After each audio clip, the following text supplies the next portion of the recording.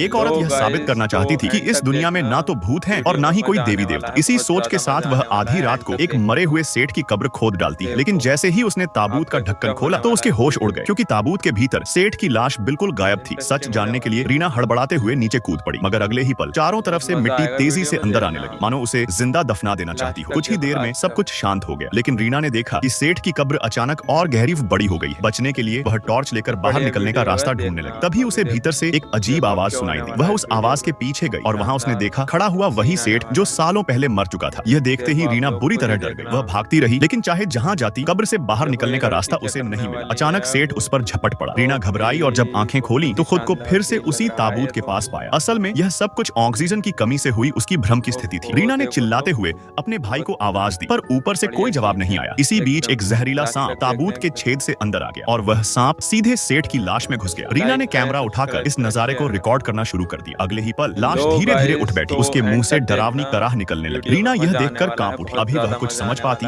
कि अचानक लोहे के हथौड़े से किसी ने सेठ की खोपड़ी कुचल दी। उसका सारा काला खून रीना के चेहरे पर बिखर गया। अब जाकर रीना को एहसास हुआ कि सचमुच कब्र के अंदर यातना जैसी बातें सच होती हैं। डर के मारे उसका दिल थर थर कांपने लगा। वह जोर जोर से गाना गाने लगी, भगवान से माफी मांगते हुए कि उसने बहुत बड़ी गलती की है, अब कभी भी भगवान या मृतकों का अपमान नहीं करेगी। तभी ऊपर से उसके भाई अमित ने बहुत कोशिशों के बाद ताबूत का ढक्कन तोड़ डाला। उसने हिम्मत करके अपनी बहन को बाहर खींच लिया। दोनों भाई बहन एक दूसरे का सहारा लेकर वहां से भाग निकले और इसी के साथ यह खौफनाक किस्सा समाप्त हो गया।